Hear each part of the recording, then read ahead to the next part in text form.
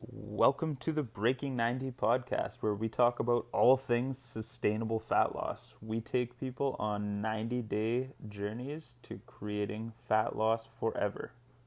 Thanks for listening. I hope you enjoy the episode. Hello, everybody. Welcome back to the Breaking 90 podcast. I'm your host, Alex Harriman, here with my co-host, Kelly Sarlo, and we are two of the coaches of Breaking 90 Fitness. Thanks for listening. I hope you enjoyed today's episode. I feel like over time, I've become better at sounding like a radio talk show host. I think so too. I'm really practicing like where to put my pauses and like which words to enunciate clearer and louder. And Yeah. I'm proud of the evolution of the intro of this. I like that your self-esteem is growing. What's up? How you doing? Not too much. I'm good. You know, we spent the weekend at Santa's Village, so it was a little bit of mayhem and a little bit of fun. Yeah, it was cool. We for those of you listening, so my wife Devin and Emerson went and met Kelly and her family at Santa's Village for the weekend. And for those of you listening who don't know what Santa's Village is, it's like a little theme park in Northern Ontario where Santa lives in the off season. And it was pretty cool. The kids had a blast. The rides aren't like crazy there, but it's like the novelty factor is crazy high. Mhm. Yeah. Right? Like, would you agree with that? Yeah, I think it's good entry level. I say this as someone who can't get on any of the rides. I think they're good entry level rides for kids who are just starting out in an amusement park, right? Because they get accompanied first and the rides are pretty like low key. But yeah, it was really fun to watch their confidence as they got on some of the rides by themselves. And then mine just shatter. And you didn't, what ride did you even do? You got me in the like bumper boats. Oh yeah, the bumper boats, that's right. Yeah, which is probably the dumbest one because they both spin and they're on water and you get bumped into. But anyway, it was a really good family fun time. And I wasn't even able to flip your boat. What a letdown. For whom? Thanks. All right, let's roll. Gary's here with me. Good. The more the merrier. Okay, so speaking about fun full days, I want to talk about taking advantage of the longer days, right? We're getting into spring, summer. Love it. And yeah, it's like I Like think one all of of my us, favorite things about this time of year. yeah, all of us are probably like, okay, more sunshine, more daylight, more opportunity to do what we love. So let's talk about how we can take advantage of that. I was just talking to somebody about this earlier, and I was like, well, now you should be working out for an extra like 4 hours every day. Yeah. But I don't actually mean it. I love it. Um, Do you want to start? I can. I was just gonna say, like, the one thing that comes to mind for me right out of the gate is like walking outdoors is so much freaking easier now. Mm, Not only because of the weather, like in the winter we have the slip, trip, and fall factor, and it's like less appealing. You don't want to get cold, you don't want to put on all your gear, the days are shorter, but now you actually have a massive window to get an end of day walk in, which I think if you're not already utilizing it and you're not getting enough steps in a day, that's something that needs to be considered. Smart. That's what comes to mind immediately, and it's because my wife, she in the summer, like she walks every single night and she loves it. She looks forward to it. You're getting your exercise, you're getting your step count, you're getting outdoor time. There's just so many benefits, and it's so much more appealing this time of year. I agree. It's funny you mention it too, because I literally just went through my calendar before we hopped on to record today and blocked off an hour every single day for lunch and a walk because it's so easy to fill up the schedule. And which I think is really interesting and counterintuitive. People look at like, oh, longer days, more sunshine. I'm going to have more time for things. And then we fill up that time with not the things that we were anticipating or looking forward to, but our regular run of the mill appointments, right? Totally. So Totally. blocking off time for what you're talking about is super important. Yep. And then the flip side to all of that is that usually the longer days allows us to be outdoors doing more and hopefully being more active. But it also, I don't know if I want to say messes up our schedule, it changes our schedule. Mhm. And if you're not aware of that, it's really easy to be like, oh, we're always on the go. So we have to eat quick, convenient foods and we have to do this. But you don't. You just need to be, you need to really readjust your schedule with real expectations, or else it's always going to feel like you don't have the time and availability for your meals the way you did in the winter when you were locked in the house and you weren't getting out as much. Mhm. Yeah, I like the point that you're bringing up. I see this in business a lot where I've worked for a ton of different retail companies over the years, and they will track their metrics based on the seasons, right? And so they'll say, this time last year, this is what we could expect. I think it's really healthy and great for individuals to do this as well and say, okay, what I can expect from myself or out of my days in September is very different than July, right? And so we need to be able to watch those trends in order to take advantage of the longer days as well as the shorter days, right? We could have the same conversation in a reverse order when November hits and we're losing all the sunlight. We just have to be really smart with how we're approaching things. Yeah, I think that we should be re-looking at our schedules with any big life shift, with Mm. any big well, life shift is a good enough explanation, but basically like the traveling, the vacations, the injuries, the illnesses, the family events, like anything like that, we should be looking at our schedule. But if none of that happens, then at least seasonally as things change. Mhm. The first thing that I was going to bring up too was rising with the sun. I know this won't be for everyone, and I fully respect that. Maybe your job doesn't allow you to do it, but that ability to tap into the circadian rhythm of like letting the sun wake you up at 6 or 7, right? Instead of trying to hit the snooze and sleep in later just because your body is saying I'm too tired right now, kind of sucking it up in those first couple days while the sun is creeping in the window and letting the body wake itself up. That's a really natural, great process to get a nice full day in instead of just committing to, well, I don't wake up until 8 or 8:30 and I'm not changing that. Right? You Like I mean, you know how I feel about this. I hate the snooze button. I know. I think every time you hit that snooze button, you're telling yourself that an extra 10 minutes of shitty sleep is more important than your goals and what you want to accomplish in a day. Mhm. And I hate that mentality. So I don't disagree with you. Even if you're using an alarm though, like I challenge you guys, don't hit that freaking snooze button. Just Yeah. just quick side note, it's ruining your sleep.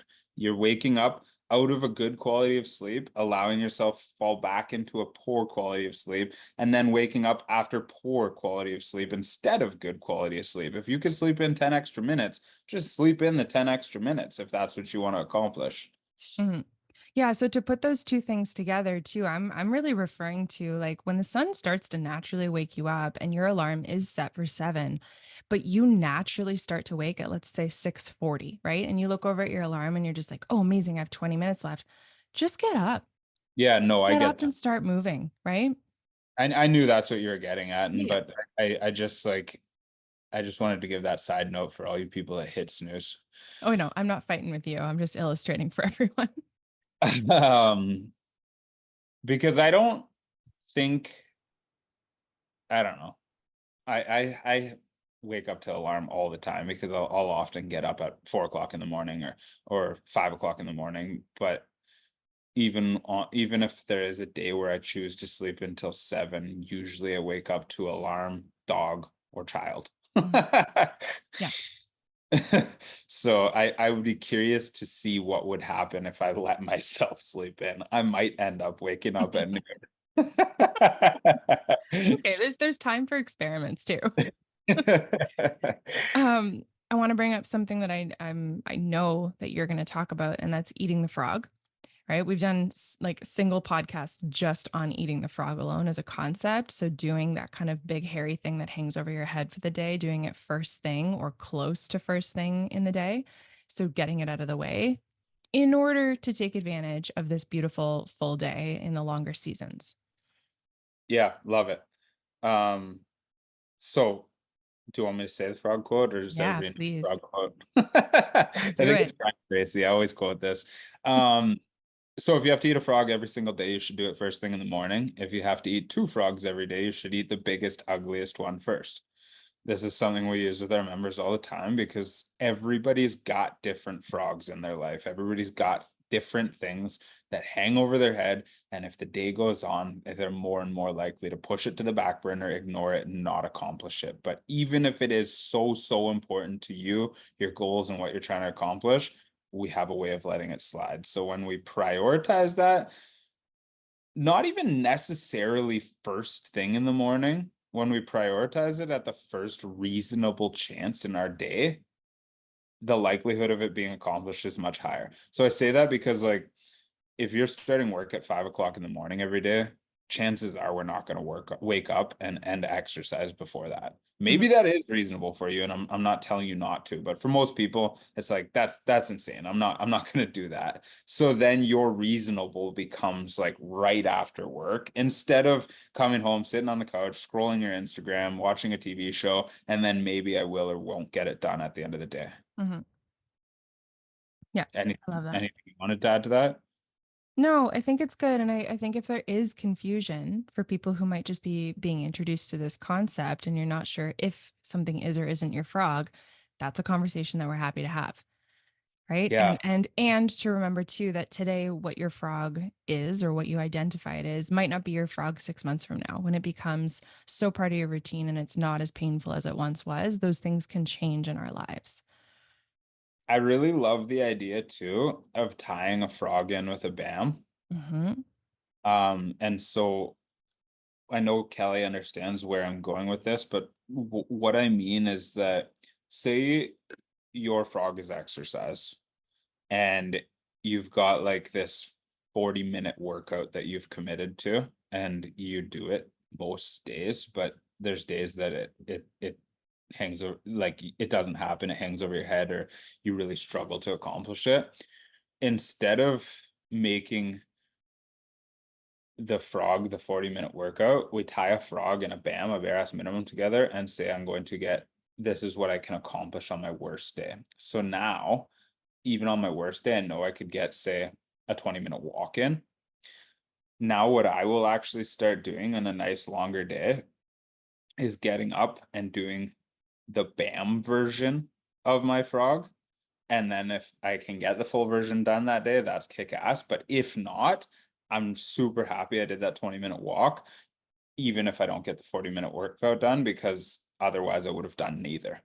Cool. So if you have it in your schedule, I'm not saying like don't, if you have it in your schedule, wake up and do the 40-minute workout. But there's going to be days where you don't, or the motivation's like crushing you or whatever. Life throws you a curveball. Have that BAM prepped and ready, because you will be so much better off as a result. And then later in the day, you still have that opportunity that you used to give yourself to accomplish the rest of it. Hmm. Love it.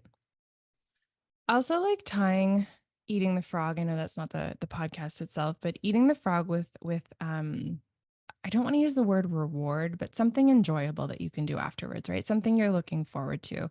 And as funny as it might sound, for some people that's their shower in the morning, right? So it's like, hey, I'm going to get down, I'm going to get sweaty, I'm going to do the barest minimum of maybe a 10-minute workout, and I'm going to couple it with like a nice hot shower and I'm going to take my time.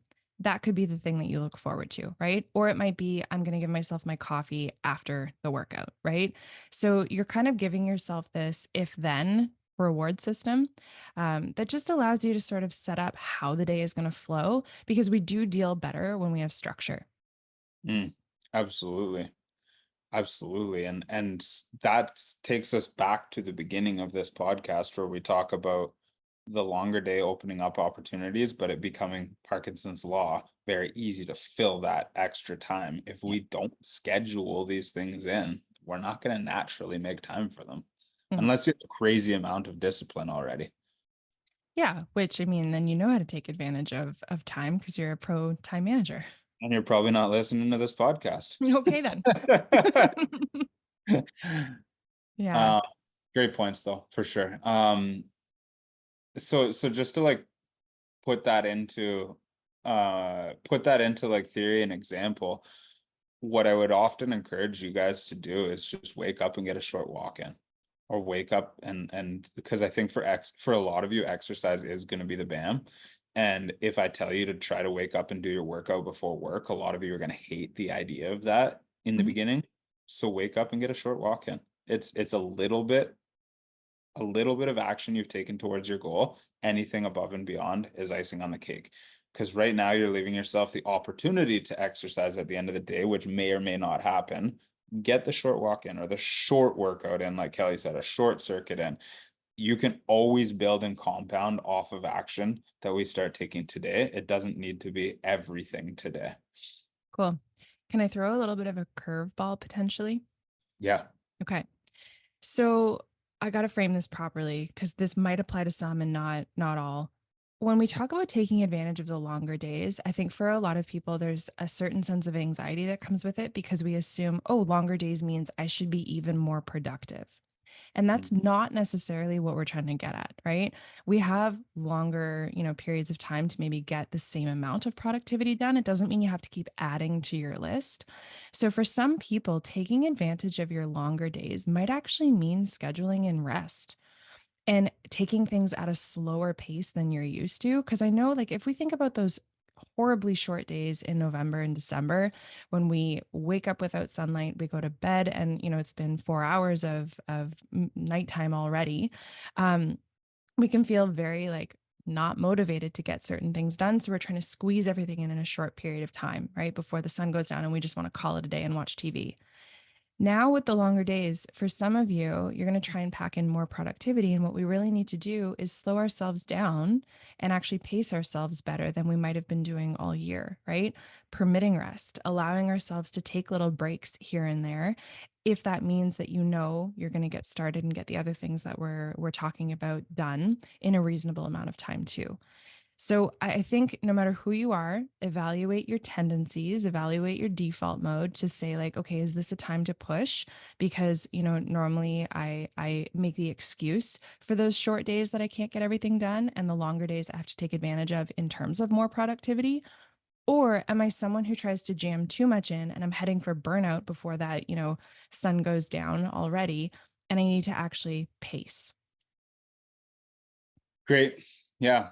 Something that Kelly's really good at with our clients is when they're struggling with their schedules and their time management and fitting in exercise, is she challenges them to break up their exercise. So if you have a 40-minute workout, ideally we do it in 40 minutes, but doing it in 2 20-minute blocks or 10 or 4 10-minute blocks is still far better than not doing it at all. Mm. So who's to say we can't break a 40-minute workout into 10-minute blocks? And the reason I think about this is because what Kelly's talking about is our days aren't actually changing in length. We're probably still sleeping relatively the same amount of time, but we're typically scheduling all of our free time or lazy time, our downtime at the beginning and the end of a winter day. Mhm. In the summer, we're up more, doing more, active more day the beginning to the end. So we take those 40-minute blocks of lazy downtime and scatter them, Mhm. or 10-minute blocks. It's the exact same outcome. Yeah. Thank you And for illustrating that. yeah, I immediately thought of it because it's something you do with our clients all the time. And I think it really resonates with them because the idea of a 40-minute workout or even a 20-minute workout some days Mhm. feels really overwhelming. Mhm. But when you're like, oh yeah, I could do a couple 5-minute blocks here and there, like that's no longer overwhelming. Mhm. Yep. Awesome. Any other ways you take advantage? Well, nutrition for sure, because seasonally the foods change, which I Mhm. love. Um, the salads get better, and often the fruits and vegetables get better because Mhm. they're not being shipped halfway across the world before they make it to us, Mhm. or grown in a greenhouse or a factory. Yes. So I love that because it's like we like just last night we took our dinner outside, and the ability to take our dinner Mm. and eat outside now Yeah. is awesome. It didn't really change what we were eating all that much, but now we're getting our family time, our meal time, and our outdoor time all together outside, which is possible because of a longer day. Like in the winter, like you said, you'd be sitting in pitch black, freezing outside. It's just not gonna happen. So I really like that. And then I like the idea of being able to go, bringing me back to what I was saying at the beginning, being able to go for those walks at night. We know if you've been listening to this for a long time, we know that walking really helps aid in our digestion. So anytime we can tack on short walks or short bouts of low intensity movement after a meal, it actually helps the way that our body digests and utilizes the food that we just ingested. So it's a really good opportunity to have your dinner and take your family out for that 10-minute walk to help everybody kind of do their factory reset and then wind down and get ready for bed. I love that. Your factory reset. That's what I will invite my family to do. Well, it's really I get the idea that it's not appealing in the winter, and I still think that we should challenge ourselves to do these kinds of Mhm. things. There's days where like it's just not gonna happen in the winter. Oh, And yeah. Sorry, I cut you off. no, you're good. You're good. Go ahead. Well, I was gonna say, like, this was kind of leading into my next point, which is that so often when it comes to winter time, once we're home, we're packing it in. The boots come off, the coat goes in the closet, and it's like, I'm not going back out there. I'm not restarting my car if you live in Canada, right?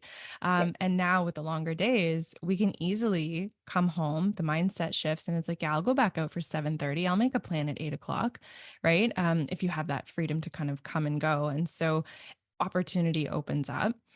So if you can fit those bookended times, because I'll even get up at 6:30 in the morning and go walk the waterfront now, versus no, Yeah. in the wintertime, I don't want to start my car, an hour before work to come and go just to go again, right? Yeah, I just actually thought of one other point too, is that Sure. typically in the school year, if you have young kids, they're on a tight sleep routine where they go to bed earlier, wake up earlier because they Mhm. have to, because you have to get them to childcare before you go to work or whatever being. So typically their bedtime hours shift a little bit. Mhm. As summer comes along, most people let their kids stay up a little bit later. Hopefully their kids sleep in a little bit later in the morning. Mhm. What this does is this also reduces the amount of free time we have at the end of the day. So this is another good opportunity to look at as we review that schedule, what we want that to look like, knowing that the kids are going to be up later, but we also have more opportunity to get outdoors, be outdoors, and be active at the end of the day. Maybe we start shifting some of the times for meals and some of the times for exercise to accommodate that, because I know what that feels like when you only have 2 or 3 hours during the day of downtime, and now all of a sudden your kids are going to be awake for half of that and you're like, oh great, I've got an hour of downtime now. Mhm. So looking at being realistic and looking at how we can optimize that before it becomes an issue and part of our burnout. Cool. I like that. I also think too, like coupling some of your normal day-to-day tasks like grocery shopping, or food prepping, coupling it with something that you enjoy, right? And all seasonal, seasonally appropriate, I'll say, like opening the windows, putting on a podcast, turning on music that you enjoy moving to, right? Throwing in your headphones when you go to the grocery store if that's what you want to do. This is one thing one of my friends taught me, like invite a friend, go grocery shopping together, right? Like if you've got some time and you because you've got these longer days or you've got the freedom from, a spouse watching the kids while you go out, do it in a more enjoyable way so that you're getting in your coffee and your friend time while you're getting some other things done for the household. This is an opportunity to enjoy the day-to-day things that are pretty much mundane, right? Where you can actually start to look forward to it. You might even invite a friend over and say, I'm food prepping. Do you want to sit at my counter? I'll pour you a lemonade and we'll catch up. Are you okay if I'm just moving around the counter? Right? Like we can enjoy this. And I think all of more sun makes it all more enjoyable, if that makes sense. Yeah, totally love it. This I can relate to that so deeply because there's days where Emerson will be sitting on the couch watching TV while I cook food, and it's like then I have to watch stupid Grizzy and the Lemmings Yes. and like be quiet the whole time I'm meal prepping. Or there'll be days where like he's in the kitchen with me helping, we've got music playing, and that's so much more fun and Mhm. enjoyable. right? Yeah. So it's funny how that you just said that, and we can all relate to that, but most of us wouldn't just naturally apply that Yeah. because they want to watch Grizzly and the Lemmings. It's true. Um, I say this to people all the time, and I won't go too deep into it, but like I always ask clients, what do you want to feel? Whenever we're heading into an activity, what do you actually want to feel while you're doing this? And most people, when they, have to go grocery shopping or food prep, they're like, well, I just have to get it done. Yeah, you do, but like, do you want to feel energized and happy and engaged while you do it, or you just want to like grin and bear it and hate it every time you have to do it? Like, oh no, if given the chance, like I'd love to be happy and excited and feel lighter. Cool. So what's your favorite music? Who's your favorite person to talk to? Like, can you call and put them on speakerphone and enjoy the activity itself while you're engaging in something you have to do? Love that. Or take it outside. Like if you love being outside, like Yeah. chop and prep your vegetables at your outdoor table. Yep. Yeah. And we become, I think, more creative when we know how we want to feel because we know intuitively how to manufacture that. But if we're not approaching it with, okay, how do I want to feel when I'm in this activity? We're just figuring out how to rush through it and get it done. And rush is often, or more often than not, I should say, more of the energy of when we have less daylight, trying to fit it all in, and we're just trying to get through and go through the motions, right? This is cool. This is something that I am so guilty of. Mhm. So I love that you brought that up because in my head I was easily able to identify how I would prefer to do meal prep and then see how I often do meal prep. Yeah. And I think too, like for us adults, we're the adults first and foremost. We have to be the ones to make the change, but we don't often realize that we are trying to rush through things so quickly because we don't want to do it.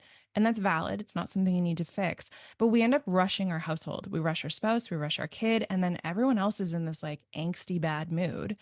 Instead of slowing things down, turning on friggin' fireball music and enjoying each other's company, right? Well, even on the other side of that, like I enjoy meal prep. I don't mind meal prep if I have time for it. If it's a busy night, then I hate it. But if it's a night where like we don't have anything going on, I'm happy to make a big meal. Mhm.